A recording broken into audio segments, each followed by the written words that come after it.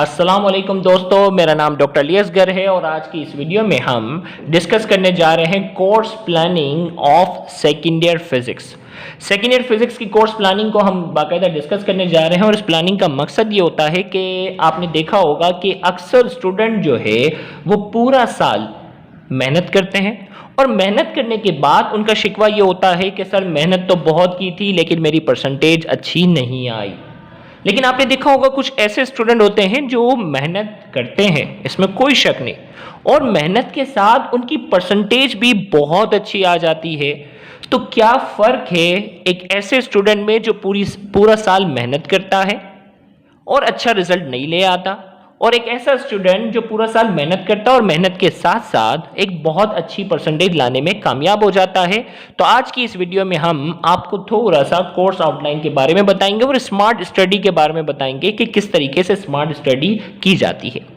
तो याद रहे, एग्जाम में जब आप अपेयर होने जाते हो तो सबसे पहले याद रखिएगा, अक्सर जो है वो कोचिंग सेंटर्स में ये होता है कि टीचर पूरा साल जो है वो कोर्स कंप्लीट करवा देते हैं और कोर्स कंप्लीट करवाने के बाद मतलब ये समझते हैं कि उनके जो है वो फर्ज अदा हो गया, खत्म।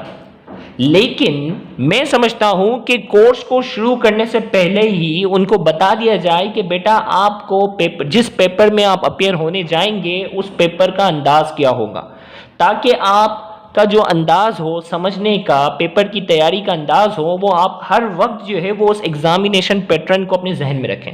याद रहे, दुश्मन से जब आप मुकाबला करने जाएं तो आपको दुश्मन की कमजोरियां पता हो, उसकी स्ट्रॉन्ग पॉइंट पता हो और आपको मालूम हो कि वो किस तरीके से हमें उसका मुकाबला करना है। तो सेम इसी तरीके से ये क्वेश्चन पेपर जो है ये आपको मालूम होना चाहिए कि एग्जाम में किस तरह के सवाल पूछे जाएंगे और आपने उस क्वेश्चन पेपर का मुकाबला कैसे करना है। याद रहे कि एग्जाम में आपकी कॉपी ही फैसला करेगी कि आपकी परसेंटेज क्या होगी।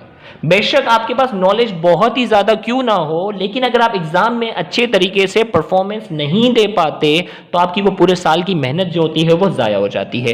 तो आज की इस वीडियो का मकसद है कि आपको आइडिया देना कि एग्जाम का पेपर किस तरीके से होगा और एग्जामिनर पेपर किस तरीके से बनाता है वो आपको बताना है। तो इसमें याद रहे कि टोटल मार्क्स जो होते हैं आपके सेकेंड ईयर फिजिक्स थ्योरी के वो हैं 85, जिसमें 17 मार्क्स जो होते हैं वो सेक्शन ए के होते हैं जिसमें एमसीक्यू होते हैं और 17 एमसीक्यू होते हैं और 17 के 17 अटेम्प्ट करने होते हैं। अब ये एग्जामिनर जब पेपर बनाता है उसे ये बता दिया जाता है कि आपने हर चैप्टर से, याद रखिएगा सेकेंड ईयर फिजिक्स में टोटल चैप्टर जो है वो 10 हैं। अब हर चैप्टर से वो 2 से ज्यादा एमसीक्यू नहीं दे सकता। अलबत्ता किसी चैप्टर से चाहे तो एक एमसीक्यू दे सकता है, लेकिन किसी भी चैप्टर से 2 से ज्यादा एमसीक्यू वो नहीं शामिल कर सकता। तो आपको इससे आइडिया हो गया कि 2 MCQ from each chapter, her chapter से 2-2 एमसीक्यू की एवरेज होगी। जो छोटे चैप्टर होंगे उससे 1 एमसीक्यू भी हो सकता है, लेकिन एवरेज जो है वो हर चैप्टर से 2-2 एमसीक्यू होंगे। यानी हर चैप्टर के एमसीक्यू की तैयारी करना आपके लिए जरूरी है क्योंकि यहां कोई चॉइस नहीं है। जबकि सेक्शन बी की अगर हम बात करते हैं, सेक्शन बी जो है वो शॉर्ट आंसर क्वेश्चन है जिसकी नंबर सबसे ज्यादा है। 85 में से 40 नंबर जो है वो सिर्फ सेक्शन बी के। और याद रखिएगा जो स्टूडेंट सेक्शन बी में स्ट्रांग है वो पूरी फिजिक्स में स्ट्रांग है। मैं आपको बता रहा हूं सेक्शन सी इजी है, सेक्शन सी में इंपॉर्टेंट सवाल भी बहुत आसानी से लग जाते हैं, लेकिन सेक्शन बी पूरा फैसला करता है कि आपके फिजिक्स के नंबर क्या होने चाहिए। क्यों ऐसा क्या है सेक्शन बी में? सेक्शन बी में नंबर ऑफ क्वेश्चन जो दिए जाएंगे वो 15 होंगे, टोटल 15 क्वेश्चन होंगे और कहा जाएगा इनमें से कोई भी 10 क्वेश्चन आप अटेम्प्ट कर ले। देखो कितनी आसानी है। अगर आप स्मार्ट स्टडी करते हो तो आपको मालूम होना चाहिए कि सेक्शन बी में 15 सवाल होंगे, उनमें से 5 सवाल के बारे में आपको अता पता भी ना हो और 10 सवाल ऐसे मैच कर जाते हैं जो आपको मुकम्मल तौर पर आते हो, तो आपको एग्जामिनर जो होगा वो 40 में से 40 नंबर देगा। ये बात देखिएगा, वो स्टूडेंट जो सिर्फ मेहनत करना जानता है, स्मार्ट स्टडी करना नहीं जानता, वो पागलों की तरह जो वो पूरा साल पढ़ता रहेगा, हर टॉपिक के पीछे भागता रहेगा। लेकिन जो स्मार्ट स्टडी वाला होगा उस स्टूडेंट को मालूम होगा कि फला सवाल जो है वो बहुत प्रैक्टिस के बाद भी मेरे जहन में नहीं आ रहा, ओके मैं इसको साइड पे करता हूं। लेकिन जो सवाल मेरे जहन में बहुत अच्छे तरीके से आते हैं, जिनको मैं एग्जाम में बहुत अच्छे तरीके से लिख सकता हूं, वो उन पर ज्यादा मेहनत करेगा और उसकी प्लानिंग ये होगी कि 15 में से 10 सवाल ऐसे वो निकाल लेगा जिसमें वो फुल मार्क्स गेन कर जाएगा और सेक्शन बी में 40 में से 40 नंबर लेने में कामयाब हो जाएगा। लेकिन जो एक स्मार्ट स्टडी ना करने वाला बच्चा होगा वो पूरा साल हर चैप्टर के पीछे भागेगा, हर टॉपिक के पीछे भागेगा और एग्जाम में जब जाएगा तो हर टॉपिक उसका कच्चा पक्का होगा और उसको खुद ही नहीं पता होगा कि कौन सा टॉपिक, कौन सा एरिया उसका स्ट्रॉन्ग है जिसमें वो फुल मार्क्स गेन कर सकता है और कौन सा एरिया उसका वीक है जिसमें उसके नंबर माइनस होंगे। उसको खुद नहीं पता होगा, 15 में से बस सोच में पड़ा रहेगा कि कौन सा सवाल अटेम्प्ट करूं, कौन सा ना अटेम्प्ट करूं, और जो अटेम्प्ट भी करेगा उसमें भी उसको गारंटी नहीं होगी कि क्या उसने इतनी अच्छी प्रिपरेशन की है, क्योंकि वो तो हर सवाल के पीछे भागता गया ना, तो उसको ये नहीं पता कि जो सवाल वो अटेम्प्ट कर रहा है उसमें उसको पूरे मार्क्स मिलेंगे या नहीं। जबकि एक स्मार्ट स्टडी वाले को पता होगा कि मैंने वो सवाल अटेम्प्ट किए हैं जो उसके लेवल के हिसाब से बहुत अच्छे थे, जो जिसमें वो एक्सपर्ट था, वो उसने उसको अटेम्प्ट किए। अब कौन से सवाल? देखो न्यूमेरिकल्स। कुछ स्टूडेंट जो होते हैं वो न्यूमेरिकल में चैंपियन होते हैं, और याद रखिएगा हम आपको न्यूमेरिकल में चैंपियन इंशाल्लाह हम बनाएंगे। हम आपको 15-15, 20-20 साल के न्यूमेरिकल्स को ऐसा नहीं कि हम पूरा सॉल्व करके आपको छपवाते रहेंगे, नहीं, हम आपको उस टेक्निक से सवाल समझाएंगे कि आप अपनी कॉपी में खुद सॉल्व करेंगे इंशाल्लाह। जो रजिस्टर्ड बच्चे हमारे हैं उनको हम पहले से बता रहे हैं कि हम आपको उस टेक्निक से सवाल समझाएंगे और आपको सॉल्व करने के लिए हम असाइनमेंट देंगे कि बेटा आपने जो है वो सॉल्व करना है और फिर आप अपने आंसर जो है हमसे क्या करवाएंगे, चेक करवाएंगे। तो उस टेक्निक से हम आपको चैंपियन बनाएंगे इंशाल्लाह। तो 10 न्यूमेरिकल, जो न्यूमेरिकल में चैंपियन है 10 न्यूमेरिकल अटेम्प्ट कर जाए, 10 में से 10 के 10 अगर सही है तो 40 में से 40 नंबर लेकर कामयाब हो गया। बकिया जो सवाल होते हैं 5, उसमें कुछ साइंटिफिक रीजन होते हैं या छोटी डेरिवेशन भी वो क्या करता है, शामिल करता है एग्जामिनर। तो वो स्टूडेंट जो न्यूमेरिकल में वीक होंगे वो इन छोटी डेरिवेशन और साइंटिफिक रीजन पे ध्यान दें, ताकि 5 सवाल तो यहां अटेम्प्ट हो जाए। बकिया उन 10 में से 5 आसान न्यूमेरिकल वो अटेम्प्ट करके वो भी पूरे नंबर ले जाएगा। लेकिन जो न्यूमेरिकल में चैंपियन है, जो हर तरह की न्यूमेरिकल सॉल्व कर जाता है, वो सिर्फ न्यूमेरिकल की प्रिपरेशन करके भी यहां 40 आउट ऑफ 40 मार्क्स गेन कर सकता है। इसी तरीके से अब बात आ गई सेक्शन सी, 28 नंबर का है। यहां सवाल आपके सामने कुछ इस तरीके से बन करेंगे, क्वेश्चन ए बी। अब 3 सवाल हैं जिसमें से आपने अटेम्प्ट करने हैं 2, जिसमें long answer question, long derivations दी जाती हैं। क्या दी जाती हैं? Long derivation. अब डेरिवेशन के लिहाज से भी कुछ चैप्टर जो है वो बड़े फेवरेट चैप्टर होते हैं जिनसे डेरिवेशन आपको हर साल नजर आएगी ही आएगी। जिनमें चैप्टर नंबर 11 हीट का चैप्टर है, इससे हर साल आपको डेरिवेशन नजर आएगी। चैप्टर 12 से, चैप्टर 14 से और चैप्टर 17 से, ये चारों जो है वो एग्जामिनर के फेवरेट चैप्टर हैं, डिटेल चैप्टर हैं, जिनसे डेरिवेशन देना एग्जामिनर को लाजमी है। याद रखिएगा, कोई भी ईयर आप उठा लें, 10 साल के पेपर अगर आप उठा लें तो इसमें आपको मालूम हो जाएगा कि इन चारों से जो है वो डेरिवेशन उसको देना लाजमी है, कंपलसरी, उसके पैटर्न का हिस्सा है।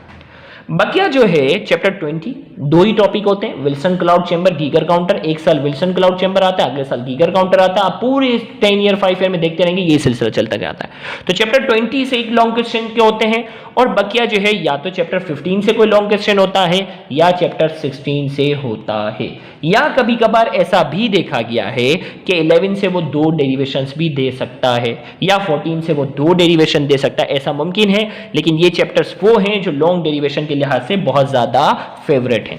इसी तरीके से ये एग्जाम का पैटर्न, इसी तरीके से आपने याद रखना, अगर किसी सवाल का अगर आप क्वेश्चन ए अटेम्प्ट करते हो तो बी अटेम्प्ट करना लाजमी है। ऐसा नहीं है कि मैं इसका ए अटेम्प्ट करूं, इसका जो है वो ए बी अटेम्प्ट करूं, इसका बी करूं, तो एक सवाल के नंबर नहीं मिलेंगे। जो सवाल अटेम्प्ट करना है उसका ए बी अटेम्प्ट करना लाजमी है। अगर आप ये अटेम्प्ट कर रहे हो तो इसका ए बी अटेम्प्ट करना लाजमी है, ये 2 अटेम्प्ट कर रहे हो तो इनका ए बी अटेम्प्ट करना लाजमी है। जो अटेम्प्ट नहीं करोगे उसके नंबर कट जाएंगे। तो इन 3 में से जो 2 सवाल आप अटेम्प्ट करोगे उसके टोटल नंबर है 28। और अगर आप यहाँ डेरिवेशन में नंबर गेन करना आसान है, क्योंकि डेरिवेशन में गेस पेपर भी लग जाता है।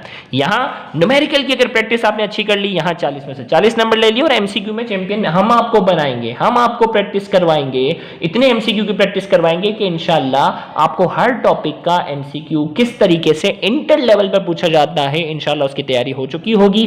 तो यहाँ इंशाल्लाह इस पैटर्न के तहत आप अभी से अपना माइंड बना लें कि भाई इस पैटर्न के तहत मुझे एग्जाम में 85 में से 85 नंबर लेने हैं। याद रखिएगा, मैथ का स्टूडेंट जो है वो 100 में से 100 नंबर मैथमेटिक्स में नहीं ले पाता, लेकिन फिजिक्स में 85 में से 85 नंबर लेना जो है वो आसान होता है। याद रहे, हमारे लेक्चर्स में डेरिवेशन के नोट्स भी जो होंगे वो इतने बेहतरीन होंगे कि इतने अच्छे अंदाज में, सिंपल अंदाज में डेरिवेशन होगी कि आपके नंबर किसी भी पॉइंट पर माइनस नहीं होंगे इंशाल्लाह।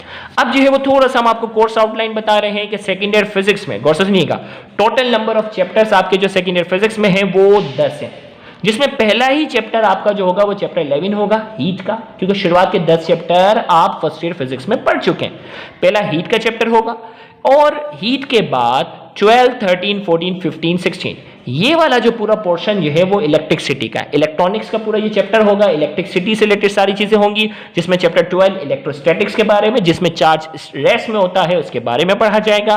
करंट इलेक्ट्रिसिटी के बारे में चैप्टर में स्टडी की जाएगी। और मैग्नेटिज्म एंड इलेक्ट्रोमैग्नेटिज्म का चैप्टर हमारा 14 होगा, इसमें मैग्नेट्स के बारे में पढ़ा जाएगा। चैप्टर 15 में इलेक्ट्रिसिटी मेजरिंग इंस्ट्रूमेंट, उन इंस्ट्रूमेंट के बारे में पढ़ेंगे जो वोल्टेज, करंट, रेजिस्टेंस इन चीजों को मेजर करेंगे। और चैप्टर 16 में हम इलेक्ट्रोमैग्नेटिक वेव्स और इलेक्ट्रॉनिक्स के बारे में पढ़ेंगे कि डायोड क्या होता है, ट्रांजिस्टर क्या होता है, फोटो डायोड क्या होता है। ये सारी चीजें हमारी प्लानिंग का हिस्सा होंगी। जबकि 17 से 20 जो है ये मॉडर्न फिजिक्स कहलाता है। याद रखिएगा चैप्टर 16 तक क्लासिकल फिजिक्स थी, पुरानी फिजिक्स कहलाती है, लेकिन चैप्टर 17 से मॉडर्न फिजिक्स आ जाती है, जिसके बानी अल्बर्ट आइंस्टाइन को कहा जाता है, फादर ऑफ मॉडर्न फिजिक्स। तो अल्बर्ट आइंस्टाइन की जो है वो वहां से एडवांस फिजिक्स जो है वो स्टार्ट हो जाएगी, जिसमें पहला चैप्टर होगा एडवेंट ऑफ मॉडर्न फिजिक्स, जिसमें थ्योरी ऑफ रिलेटिविटी के सारे टॉपिक्स को, फोटो इलेक्ट्रिक इफेक्ट, कॉम्पटेंस इफेक्ट, तमाम एडवांस टॉपिक को हम डिस्कस करेंगे। चैप्टर 18 एटॉमिक स्पेक्ट्रा होगा, जिसमें बोहर्स के एटॉमिक मॉडल, इसी तरीके से लेजर के टॉपिक को पढ़ेंगे, एक्सरेज के टॉपिक को हम बाकायदा डिटेल में पढ़ेंगे। चैप्टर 19 जो होगा वो एटॉमिक न्यूक्लियस का होगा, जिसमें न्यूक्लियर फिशन, फ्यूजन के बारे में स्टडी की जाएगी। और चैप्टर 20 हमारा सबसे छोटा चैप्टर होगा न्यूक्लियर रेडिएशंस का, जिसमें Geiger counter, solid state detector, Wilson cloud chamber, इन टॉपिक्स को हम पढ़ेंगे, जो कि एग्जाम के लिहाज से बहुत ज्यादा फेवरेट टॉपिक हैं। तो ये आज का जो पहला लेक्चर था, उन तमाम रजिस्टर्ड बच्चों को एक प्लानिंग बता देना कि बेटा जो है वो आपने किस तरीके से स्मार्ट स्टडी करनी है। आपके दिमाग में आपकी कॉपी के पहले ही पेपर पर, पहले ही स्टार्टिंग में पेपर पैटर्न लिखा हुआ होना जरूरी है, और उसके बाद जो है वो चैप्टर्स की लिस्ट आपकी कॉपी पे लिखा होना जरूरी है। तो जो बच्चे इस लेक्चर को देख चुके हैं वो अपनी एक कॉपी बनाएंगे और उस कॉपी में आपने इस पैटर्न को रखना है, ताकि जब भी आप स्टडी करें ये पैटर्न आपके दिमाग में घूमता रहे और आपको आइडिया हो कि मुझे इसी पैटर्न के हिसाब से स्मार्ट स्टडी करनी है और इस पैटर्न के मुताबिक मुझे 85 आउट ऑफ 85 मार्क्स क्या करने हैं, गेन करने हैं। अब जो है वो इस मरहले का जो दूसरा लेक्चर होगा उसमें हम आपको चैप्टर 11 की मुकम्मल प्लानिंग बताएंगे कि चैप्टर 11 की जो है वो किस तरीके से स्टडी हम स्टार्ट करेंगे, पहले कौन सा टॉपिक पढ़ेंगे, दूसरा कौन सा टॉपिक होगा, तीसरा क्या होगा। वो सारे टॉपिक्स हम जो है वो आपको स्टेप बाय स्टेप जो है वो एक्सप्लेन भी करेंगे, आपको जो है वो उसकी हम प्लानिंग भी बताएंगे कि आपने कैसे स्टडी करनी है। और याद रहे जो टॉपिक आपने समझना है उसे कॉपी में नोट डाउन करना है, क्योंकि हमारा हर टॉपिक, हर लेक्चर के साथ नोट्स भी होते हैं। ये मत सोचना कि सर जो समझा रहे हैं क्या पेपर में लिख सकते हैं, बेटा लाजमी बेहतरीन अंदाज में हमारा हर लेक्चर जो होगा वो लिखा हुआ होगा, बेहतरीन अंदाज का वो नोट्स बना हुआ होगा, जो एग्जाम में इंशाल्लाह आपको फुल मार्क्स दिलाएगा। तो यहां जाकर आज का ये पहला कोर्स आउटलाइन का लेक्चर जो है वो मुकम्मल हुआ।